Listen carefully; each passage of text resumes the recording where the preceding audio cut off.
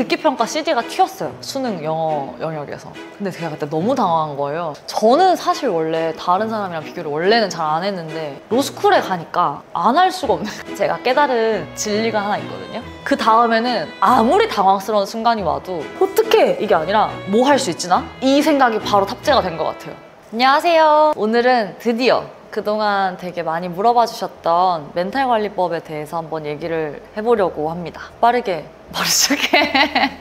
시험 기간에 공부하기 싫을지 어떻게 하시나요? 저도 공부하는 걸 엄청 좋아하진 않았어가지고 공부하기 싫으면 침대에 눕거나 핸드폰을 하지 않으려고 노력했어요. 그게 제일 자기 전에 후회하게 되는 행동인 것 같아서 특히 로스쿨 때는 일단 밖으로 나갔습니다. 그냥 일부러 핸드폰만 들고 나가서 산책을 했어요. 그럼 산책하면서 그냥 잠깐 생각하고 풍경 좀 보고 그렇게 하다 보면 그 공부를 하고 있는 그 이유 있잖아요. 내 인생은 어떻게 흘러가려나 뭐 이런 생각을 하게 되면서 갑자기 다시 좀 의욕이 생기더라고요. 가끔 산책을 4시간 할 때도 있긴 했는데 안 하는 것보다 몸이라도 좀 좋아졌겠죠? 혈액순환이라도 됐을 테니까. 근데 이제 산책할 시간적 여유가 없다. 바로 내일이다. 그러면 저는 공부할 때 목차를 먼저 보고 공부하는 스타일이거든요. 그래서 내가 지금부터 시험 보기 전까지 어떤 것들을 어느 정도를 해야 되는지를 먼저 보고 공부를 시작하는 스타일이었어요. 내가 지금 당장 해야 될 게 뭐지를 쫙 리스트업을 대략이라도 어떨 때는 뭐 책에 있는 목차 같은 거를 저는 하나 더 복사해서 다녔거든요. 그래서 그렇게 하면서 아, 나 이거 하고 이거 하고 이거 하면 되는데 대충 이건 얼마 걸리겠다 뭐 이런 것들이 좀 아시잖아요. 그래서 그런 걸 세우다 보면 나 지금 밥 먹을 시간도 없네? 그럼 그냥 바로 앉게 되는 경우도 있었고 이거는 좀 공부를 조금만 하기 싫었을 때. 근데 그것보다 많이 하기 싫을 때는 그걸 알면서도 하기 싫잖아요. 그때는 보통 재밌는 거를 하나 켜놔요. 드라마나 예능을 그냥 틀어놔요. 보면서 공부를 합니다. 안 하는 것보다 일단 된다고 저는 생각을 하고 있고 진짜 만약에 급한 날이면은 이렇게 하고 보다 보면은 이거 하긴 해야 되잖아요. 그래서 깔깔깔깔 대고 웃다가 현타가 한 번씩 오면서 다시 이걸 또 보게 되고 그러다가 어느 순간 딱 한순간만 집중을 하게 되면 이 소리가 거슬리니까 이걸 끄게 돼요. 그래서 이걸 끄고 이 책을 계속해서 읽다 보면은 어쨌든 앉아있으니까 또 공부를 시작해서 쭉 급한 대로 이제 달려나갈 수 있는 시작할 수 있는 그런 힘이 되는 것 같고 그냥 그걸 안 하고 쉬다가 시간을 다 보내고 나서 아 어떡하지 후회하는 것보다는 일단 10페이지라도 봤을 거기 때문에 그래 이거 봤으니까 남은 건 이거 안 보면 더 빨리 할 수 있겠지 뭐 이런 좀 희망을 갖게 되더라고요. 엄청 베스트 방법은 아니지만 진짜 하기 싫을 때 근데 너무 해야 될 때는 뭐 다른 거 하시고 싶은 거 하시면서라도 공부를 해라 라는 방법을 추천드리겠습니다. 시험 망쳤을 때 망쳤을 때 극복? 근데 시험을 망쳤는데 극복을 마음적으로? 근데 사실 이미 망쳤잖아요. 뭐 어떡해. 이미 망쳤는데 그건 그냥 지나간 일이니까 괜찮고 사실 극복이라는 건 앞으로 어떤 행동을 해서 극복해야 되는 거니까 지나간 일은 두고 남은 과목을 더 열심히 해야겠죠. 이거 뭐 2개 틀렸으면 여기서 하나 더 맞추면 되는 거고 하니까 근데 시험 기간이 다 끝났어요. 그럼 이제 사실 극복할 건 없고 마음이 힘들잖아요. 그때는 그냥 2가지인 것 같아요. 하나는 지나간 일인데 뭐 어쩔 거야 라는 그런 마음 하나랑 나 이거 왜 못 봤지? 를 확인하시면 될 것 같아요. 진짜 마음이 힘들거나 상처받으면 그러기 싫은 거 저도 너무 잘 알고 있거든요. 너무 싫지만 내가 이걸 왜 못했지라는 이유를 들여다보면 오히려 아, 나 이거 그냥 이번에는 이 부분을 안 봐서 못한 거구나 아니면 아, 나 이 과목 그냥 좀 더 할 걸 내가 그냥 안 했네 게을렀구나 뭐 이런 원인들을 찾을 수 있잖아요. 근데 원인이 명확해지면 다음번에 이렇게 해야지 라는 해결 방법이 당연히 따라서 나오기 때문에 다음번에 그러니까 나 이렇게 할 거야 그러면 다음번에 더 괜찮아지겠지? 라는 생각의 플로우가 딱 쓰면은 마음이 좀 저는 괜찮아지더라고요. 오히려 하기 싫겠지만 원인을 한번 파악해 보셔라.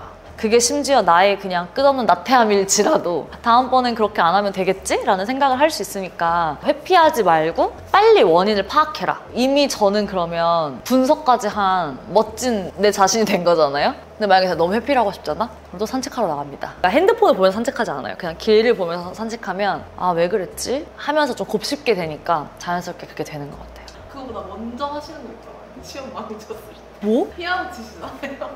썰 하나만 풀어드려도 되나요? 아니요? 또 시작했네 저거? 야! 중학교 때 얘가 걔 동생이야? 얘가 은유 동생이야? 선생님들이 다 저를 찾아왔어요. 입학하자마자. 왜냐면 언니는 계속 전교 1등을 하고 있는 학교에서 좀 유명한 학생이었는데 근데 중학교 1학년 때 시험을 너무 잘 전교 11등을 너가? 응. 룰루랄라 이러고 집에 왔어. 집에 왔는데 갑자기 잘했네. 언니가 방에서 불을 다 끄고 진짜 울면서 나 미친 음악가인 줄 알았거든요. 머리를 막 풀어주고 울면서 건반 맨 끝부터 끝까지 막 휘몰아치면서 치고 있는 거야. 큰일 났다. 언니가 최초로 시험 붙였나. 근데 알고 보니까 언니가 전 과목에서 하나 틀리고 그랬어. 야 어떡해, 나 너무 창피해. 그래서 나는 그거로 공부를 놨잖아. 한번 해명해도 될까요? 근데 그때는 그래야 되는 줄 알았어요. 그때는 아직 세상을 잘 모르고 어렸고 그러니까 이상한 완벽주의? 지금 생각하면 너무 어린데 근데 아마도 지금도 근데 그 나이 때는 그러실 수 있겠다. 그러니까 시험 망쳤을 때도 그렇고 질문들 보니까 정말 열심히 했고 정말 스스로한테 중요한 일인데 그거를 망쳤을 때, 못했을 때 어떻게 극복하냐 이런 질문들이 굉장히 많더라고요. 그러니까 저는 사실 초등학교, 중학교 때까지는 그냥 만점이 디폴트 목표였고 완벽주의 성향이었는데 그게 일단은 결과가 안 좋아야 깨지긴 하는 것 같아요. 근데 깨지면 좋겠어요. 그래서 지금 너무 잘하시고 계시는 분들한테도 악담은 아니고 깨질 만한 계기가 있으면 좋겠어요. 저 같은 경우에는 그게 2번이었는데 한 번은 고등학교를 상산고등학교라고 전주에 있는 학교를 나왔는데 특목고였어요. 그래서 공부 잘하는 친구들이 이제 모여있는 곳이었고 저는 원래 수학을 되게 잘하고 좋아했었는데 수학을 잘하고 좋아하는 친구들은 다 수학의 정석을 집필하신 이사장님이 계신 상산고로 오니까 처음 시험을 보고 나서 좀 놀란 거예요. 아 뭐야 이 점수? 이렇게 된 거예요. 80 몇 점이었던 것 같은데 근데 사실 잘하는 아이들을 모아놓고도 일렬로 줄을 세워야 되는 거잖아요. 그러니까 문제를 그렇게 내셨을 거고 그러니까 나도 그 안에 일렬로 줄이 세워진 거잖아요. 항상 줄 앞에 있다가 그때 갑자기 뭔가 깨달은 것 같아요. 아, 나 지금보다 당연히 더 큰 물에 가고 싶고 큰 판에 가고 싶은데 그러면 나 당연히 언제나 내가 맨 앞일 순 없겠지? 근데 그러면 내가 지금부터 해야 되는 건 어느 순간에도 완벽해야 된다는 이 압박감보다는 뒤처져 있어도 결국 끝에는 내가 저 앞자리로 가 있을 수 있다는 이 추진력과 내가 어떻게 이걸 성장할 수 있을지를 더 생각해야겠다. 왜냐면 평생 내가 그냥 완벽해야겠다는 압박감에 시달리면 결국 작아지는 건 그냥 저 혼자더라고요. 그래서 그것보다는 언제든지 내가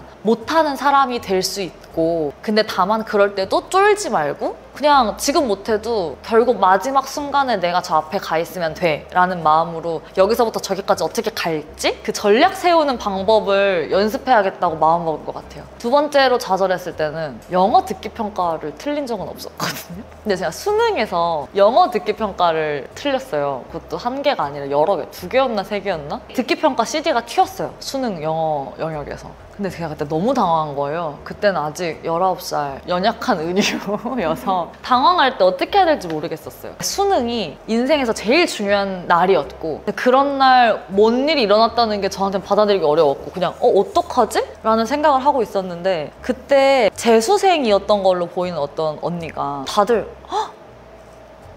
이러고 있는데 혼자만 촥 넘기더니 뒤에 그 쓰기 부분을 막 푸는 거예요. 왜냐면 감독관님도 당황하셔가지고 저희한테 아무 디렉션을 안 주셨어요. 근데 시간은 가잖아요. 그 언니는 그냥 바로 넘겨서 푸는 거예요. 그래서 그걸 보고 저희가 다 아 하고 다 같이 넘기고 풀었거든요. 그러니까 그분이 그때 저는 되게 강렬한 기억으로 남아서 당황스러운 순간이 있어도 그냥 그때 뭘 해야 되지? 뭘 할 수 있지? 할 수 있는 거에 집중을 하면 되는구나를 배웠어요. 대신 수능 영어 성적과 맞바꿔서 근데 저는 그게 수능 영어 성적보다 훨씬 더 뜻깊었던 기억이라고 생각을 해요. 그 다음에는 아무리 당황스러운 순간이 와도 어떡해 이게 아니라 뭐 할 수 있지 나? 이 생각이 바로 탑재가 된 것 같아요. 너무 강렬한 기억이어서 인이 박혀버린 것 같아요. 자칫 최악의 하루가 될 수 있었던 날을 너무 소중한 가르침을 받은 날로 바꿔주신 것 같아서 감사드려요. 잘 지내고 계시겠죠? 솔레고 고사장. 그리고 특히 중고등학생 때는 그러니까 저도 그랬고 우리나라는 수능이라는 그러니까 대입이라는 어떤 목표를 가지고 중고등학교 때 많은 학생들이 공부에 몰두하잖아요. 그러다 보니까 단 한 번의 실수가 대입을 망칠 것 같고 그리고 그렇게 되면 내 인생이 그냥 시작부터 끝나는 것 같고 잘못되는 것 같고 이런 생각이 꼬리에 꼬리를 물면 오늘 당장 하는 하나의 실수에도 굉장히 타격을 많이 받게 되더라고요. 하더라고요. 근데 저도 그랬거든요. 제가 많이 산 건 아니지만 그래도 감히 말씀드려보자면 그건 정말 아닌 것 같아요. 인생에는 훨씬 더 중요한 것들이 많고 앞으로 많이 느끼시겠지만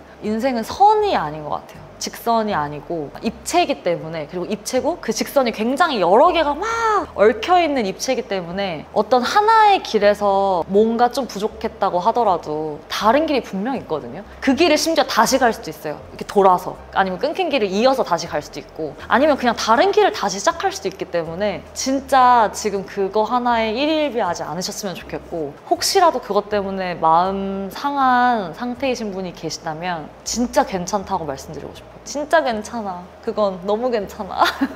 그리고 저는 이화여대를 졸업했는데 저는 이대를 너무 사랑해서, 그래서 혹시라도 제가 너무나도 사랑하는 제 모교에 혹시 누가 되는 말이 될 수 있을까 봐 이런 말을 원래 잘 안 하는데, 그냥 과거의 제 입장에서 그 19살, 20살 은유가 너무 실패했다고 느꼈던 그 순간은 사실 그때는 당연히 서울대를 갈 줄 알고 있었어요. 고등학교 내신으로 보나 했을 때도 당연히 서울대를 간다고 생각하고 있었는데, 그러지 못했을 때 그 상황에서 내가 인생의 시작부터 잘못 첫 단추를 끼는 것 같다는 생각이 들더라고요. 그때 되게 좌절을 했고, 사실 저는 그래서 20살이 엄청 제 성격 이게 비춰봤을 때 엄청 즐겁진 않았던 것 같아요. 조금 살짝은 좀 처져 있는 상태? 지금 생각하면 그 시간이 좀 아깝고, 결국에 극복을 했는데 어떻게 했냐면 그냥 어쨌든 정해졌잖아요. 시작 나 여기서 하는 거. 근데 사실 제 목표가 서울대라기보다는 그걸 통해서 얻고 싶었던 게 있었을 거기 때문에, 그럼 내가 그걸 통해 얻고 싶었던 건 뭐지? 라는 다음 스텝을 봤어요. 사실 우리가 지금 어떤 걸 목표하더라도 그게 인생의 마지막 목표일 수는 없다고 생각하거든요. 그걸 이루면 아마 그 다음에 하고 싶은 게 있으니까 그 목표가 지금 생겼겠죠?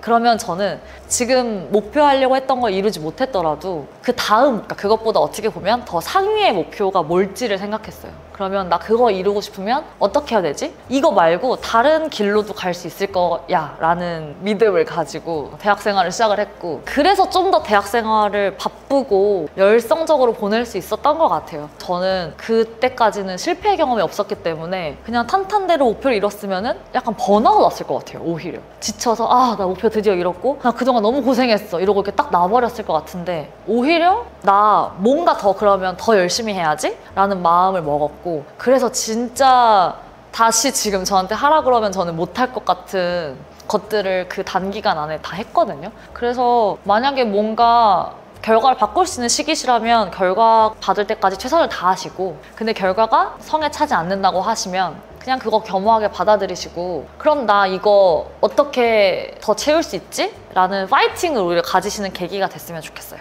긴장 극복. 솔직히 말씀드리면 저는 요새는 긴장을 거의 안 하는 것 같기는 해요. 근데 그게 당연히 원래부터 이랬던 건 아니고, 제가 생각하는 어릴 때의 첫 번째 기억은 5살 때 유치원에 갔는데 이미 교실이 꾸려져 있는 유치원이었고 다 칠해져 있는 거예요. 너무 무서워서 방에 딱 들어가자마자 그 느껴졌던 낯선 공기와 그 눈동자들이 저의 첫 번째 기억이거든요. 그러니까 원래 제가 타고난 기질은 엄청 예민하고 불안해하는 기질이었을 것 같아요. 그러니까 그 기억이 제 첫 번째 기억이었을 것 같고, 사실은 굉장히 좀 까다롭고 예민한 기질을 타고난 사람인데 어느 순간에 이게 괜찮아진 건 이 상태로 살면 제가 너무 힘드니까 이걸 어떻게 좀 잘 극복을 하지? 라는 방법을 계속 많이 연구하고 많이 생각한 것 같아요. 까다로운 사람이라서 오히려 더 그 생각을 해요. 그냥 어딜 새로 가면 거기 불편하겠지, 예상치 못한 일 있겠지, 이렇게 생각하고 가요. 가면은 이미 마음의 준비를 한 상태잖아요. 그러니까 뭔가 예상치 못한 일이 일어났어요. 만약에 그러면 예상치 못한 일이 일어날 걸 예상했는데 일어났군, 이건 예상치 못한 일만은 아니네 하는 그런 마음을 계속 처음에는 의식적으로 계속 가지고 있었고, 제가 깨달은 진리가 하나 있거든요. 사람들은 다 우리랑 똑같은 생각을 속으로 하고 있더라고요. 만약에 제가 당황하면 상대방도 속으로 당황하고 있을 것 같아요. 내가 떨리고 긴장하는 이 상황이면 뭘 예로 들까요? 면접을, 저는 지금 이제 면접을 되게 좋아하거든요. 왜냐면 면접장은 제 얘기를 들으려고 한 뭐 3분에서 5분 정도가 쭉 앉으셔가지고 그냥 경청하시잖아요, 제 얘기를. 그래서 가면 이제 그냥 오히려 편하게 얘기해요. 내 얘기 들을 준비 되어 있으니까 내 얘기 편하게 해야지. 그리고 했을 때 표정이 안 좋아지셔도 그냥 왜지? 그냥 이렇게만 생각하고 어떻게 그렇게가 아니라 저분은 왜 뭐 때문에 그러셨을까 생각하면서 그 다음 답변을 할 때 대놓고 해명은 아니어도 살짝 이 부분에 대한 걱정을 좀 무마시켜드릴 만한 얘기를 해야겠다 뭐 이런 식으로 좀 생각하면서 면접을 하는데 그분도 그냥 사람이라는 거예요. 또 한 명의 사람에 불과하다. 원칙주의자이거나 원리원칙주의자여도 상황에 대한 참작이라는 게 가능할 거다 라는 게 저의 기본 스탠스여서 예를 들어 제가 뭐 피아노 콩쿠르에 나가서 무대에 올라가야 하면 심사위원들도 그냥 저 사람은 어떻게 연주할까? 라고 기다리고 있겠죠. 그리고 제가 만약에 음을 하나 딱 눌렀는데 다시 할게요. 이게 명시적으로 규칙에 어긋나는 게 아니라면 다시 해도 되겠죠. 심지어 뭐 이건 대회니까 좀 더 엄격하겠지만 그냥 면접이라고 생각하면 잠시만요. 제가 지금 좀 긴장이 돼서요. 잠깐 숨을 고르고 시작해도 오히려 더 여유로워 보일 거라서 그런 것들을 하셨으면 좋겠어요. 그리고 만약에 이걸 한번 해보시잖아요. 그러면 진짜로 그게 괜찮기 때문에 다음번에는 내가 여기서 무슨 말을 하고 양해를 구해도 괜찮을 수 있겠구나 라는 그 믿음이 생기면서 계속 그런 자리가 안 떨리게 되는 것 같아요. 무슨 일이 일어나든 그러셨어요? 저는 이런데 어떡할까요? 약간 이렇게만 얘기를 해도 보통 다 해결이 되는 상황이라서 이런 경험들이 쌓이고 쌓여서 무의식 중에도 긴장을 덜 하시게 되지 않을까 생각합니다. 편하게 생각하시고 그냥 솔직하게 말씀하시면 상대방 분도 다 양해해 주실 수 있는 사회라고 믿어요. 이게 처음에 해보기가 얼마나 어려운지 저도 알거든요. 처음에 힘드시겠지만 근데 그냥 한 번만 해보면 그 다음은 더 쉬울 거고 그 다음은 더 쉬울 거니까 미래의 나에게 주는 선물이라고 생각하시고 많이 긴장하시지 않는 그런 연습이 되시면 좋겠습니다. 다른 사람의 시선을 너무 신경 써요. 저 이거 진짜 심했어요. 중고등학교 때까지 계속 완벽주의 성향이 있었다고 했잖아요. 모두가 다 저에 대해서 좋게 생각했으면 좋겠고 아무도 싫어하는 사람이 없으면 좋겠는 거예요. 누가 조금 표정이 안 좋으면 쟤 지금 나한테 좀 불만 있나? 왜지? 나 뭐 또 잘못했나? 이런 생각을 계속 하는 거예요. 계속 꼬리에 꼬리를 물고. 그래서 그게 되게 스트레스였는데 이것도 깨진 게 사실 고등학교를 갔는데 거기가 전주에서 저희만 있잖아요. 저희끼리의 너무 작은 사회가 하나 형성된 거예요. 그래서 소문이 너무 빨라가지고 3초 상산이라 그랬거든요. 여기 여자 기숙사에서 얘기를 하면 남자 기숙사까지 3초면 퍼진다 막 이래가지고 3초 상산이라고 했었는데 그러다 보니까 오히려 소문에 더 민감해져서 처음에는 더 스트레스를 많이 받았는데 한두 번 사실이 아닌 소문의 주인공이 되다 보니까 그냥 소문이란 이런 거구나. 그냥 다른 사람들의 시선은 이 정도로 얄팍한 거구나. 이렇게 사실이 아닌 걸 사실이라고 볼 수 있을 정도로 그냥 얘기하고 그냥 생각하는 거구나. 원래 오해받는 걸 굉장히 싫어하는 성격이었는데 오해를 받아도 정말 나한테 진짜인 사람들은 옆에 남더라고요. 그냥 내가 하고 싶은 대로 하자라고 생각하니까 너무 웃긴 건 좋아졌어요. 관계가. 왜냐면 저는 그냥 명확한 사람이잖아요. 나는 이게 좋고 이건 싫어. 이거는 내 가치관에서는 좀 아닌 행동인 것 같아라는 게 좀 명확해지니까 오히려 상대방이 저를 대하기도 편해하는 것 같아요. 만약에 이렇게 하지 않았을 때 다 참으려고 하면 힘들잖아요. 그거를 어떻게 오랜 기간 견디겠어요. 그게 다 결국에는 저 스스로한테 다 안 좋은 걸로 쌓이더라고요. 그냥 내가 하고 싶은 말은 하면서 사는 게 좋고 하고 싶은 말을 해도 생각보다 사람들은 어떤 사람을 싫어하지 않더라고요. 그리고 만약에 그래서 저를 싫어할 분이라면 아마 지내면서도 맞지 않았겠죠? 그래서 다른 사람의 시선은 내가 다른 사람을 볼 때 어떻게 생각하는지를 떠올려 보면 대처가 쉬운 것 같아요. 우리가 다른 사람 볼 때 엄청 나쁘게 보려고 보지 않잖아요. 어쩌면 스스로를 보는 것보다 좀 더 관대한 시선으로 보잖아요. 내가 다른 사람을 보는 그 따뜻한 시선을 떠올려 보시고 진짜 마음 편하게 행동하시면 좋겠어요. 그리고 마음 편하게 행동해도 나 좋은 사람이야 라는 자신감을 스스로 가질 수 있도록 좋은 가치관을 쌓아가는 게 다른 사람 시선을 신경 쓰는 것보다 훨씬 더 스스로에게 중요한 일인 것 같아서 내가 다른 사람을 따뜻하게 바라봐 줄 수 있는 시선을 가졌나? 이런 것들을 더 많이 고민하시면서 생각해 하시면 더 좋을 것 같습니다. 다른 사람과 나를 비교하지 않는 저는 사실 원래 다른 사람이랑 비교를 원래는 잘 안 했는데 로스쿨에 가니까 안 할 수가 없는 거예요. 왜냐면 로스쿨은 끝없는 줄 세우기의 연속이기 때문에 제일 힘들었던 게 1학년 1학기였어요. 그때까진 모르잖아요. 내 위치도 모르고 상황도 모르고. 제가 입학하기 전에 열정이 너무 과다해서 14시간, 16시간을 공부한 거예요. 원래 안 그러다가. 그러니까 허리가 터진 거예요, 디스크가. 허리가 너무 아파서 앉아있지를 못하고 앉으면 30분만 앉아있으면 이제 허리를 절대 필 수가 없는 병원에서 누워만 있으라고 하시는 거예요. 누워서 책을 보려고 하는데 잘 안 되잖아요. 겨울방학 때 14시간, 16시간 공부해놓고 막상 개강하고 3, 4월을 공부를 진짜 거의 못했어요. 1-1 성적이 막 중요하다는 얘기를 나중에 보면 꼭 맞는 말도 아니지만 그 얘기를 너무 많이 들어가지고 나랑 같이 입학한 이 친구들 얼마나 대단한지도 모르겠고 내가 제일 지금 당연히 내가 제일 공부 많이 못했을 텐데 어떡하지 싶고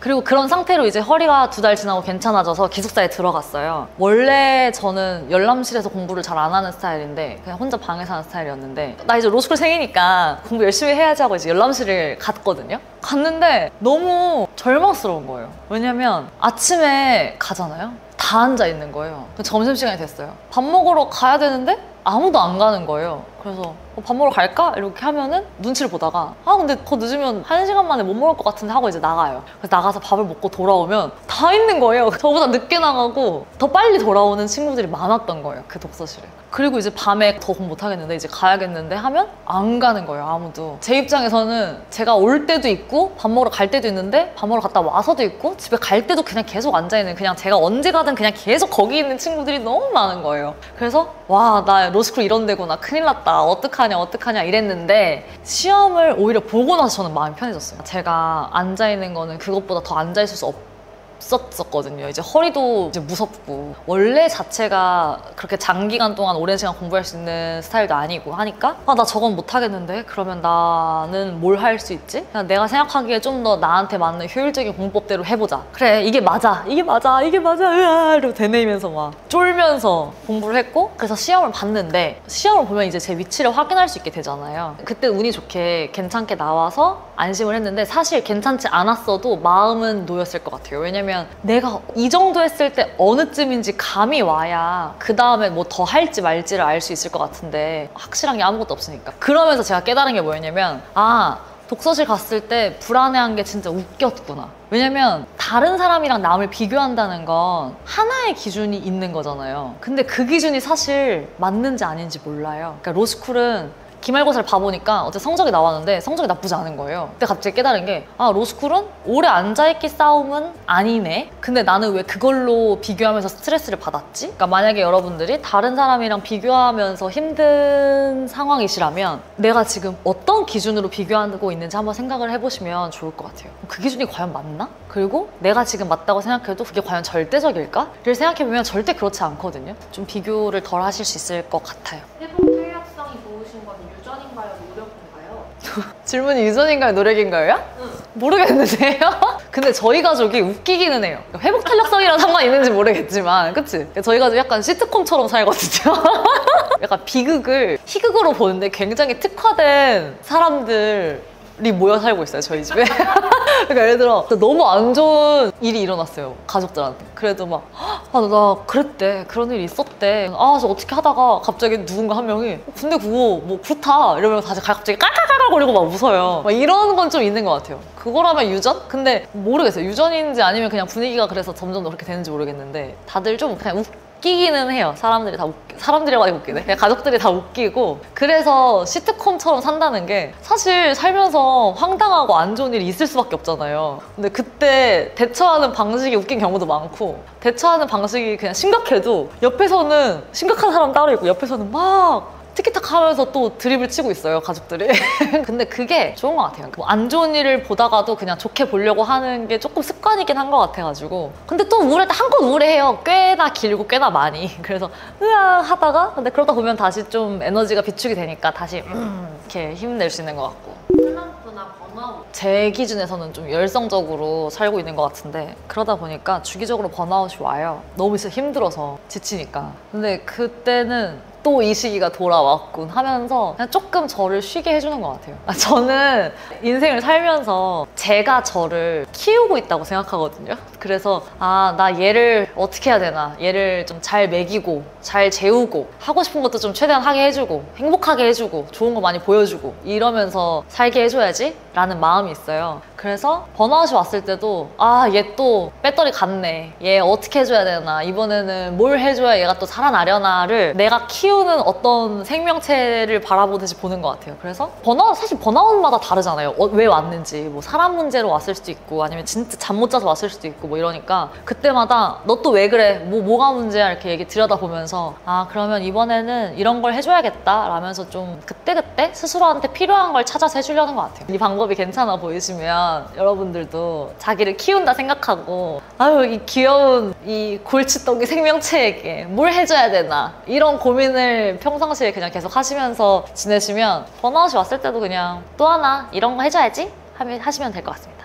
오랜 기간 공부할 때 루틴이나 마인드, 중요한 결정을 할 때 적용하는 원칙이나 기준, 그리고 멘탈 관리할 때 가장 큰 도움이나 영향을 주는 것. 일단 저는 제가 생각하는 제 단점은 갑자기 단점 고백. 저는 좀 타고난 성향은 꼼꼼하지 못하고 꾸준하고 반복적인 걸 잘 못해요. 그래서 오랜 시간 뭘 해야 되거나 아니면 그게 아니라도 사실 대부분의 목표는 긴 시간을 투자해야 되잖아요. 그래서 그냥 제가 써먹는 방법은 놀림받을 것 같아. 제가 아까 저를 키우는 것처럼 또 하나는 현재의 나와 미래의 나를 두고 이제 밸런스를 좀 맞춰주거든요. 그래서 현재의 나의 입장에서는 현재의 내가 과거의 나를 바라보는 것과 미래의 나를 바라보는 그 시점을 계속해서 왔다 갔다 하는 것 같아요. 현재의 내가 과거의 나한테는 뭐 미래의 저잖아요. 그러니까 제가 과거를 돌아볼 때는 좀 관대하고 귀여워하는 느낌으로 바라봐 주려고 노력을 하고요. 현재의 제가 미래의 저를 생각할 때는 폐를 끼치지 않고 저는 미래의 은유가 현재의 은유한테 고마워했으면 좋겠고 제가 한 어떤 행동 때문에 미래의 제가 후회하지 않았으면 좋겠어요. 그래서 제 판단 기준은 그거거든요. 사실 저는 막 루틴대로 왜 아침 몇 시에 일어나서 뭘 하고 이런 루틴들이 명확한 분들 있잖아요. 저는 그거는 성격이 맞지 않아서 그렇게 하려고 하면 되게 오히려 스트레스를 받으니까 그것보다는 아주 사소한 루틴을 만들어요. 그냥 예를 들어 감옥에서도 그랬는데 데스매치 할 때 만든 그냥 하나의 루틴이 운동화끈을 풀렀다가 다시 운동화끈을 묶어요. 그리고 물을 한 잔 먹는 게 제 루틴이었거든요. 그냥 그런 아주 작은 루틴을 만들어서 내가 나를 좀 챙겨주고 있고 결의를 다지는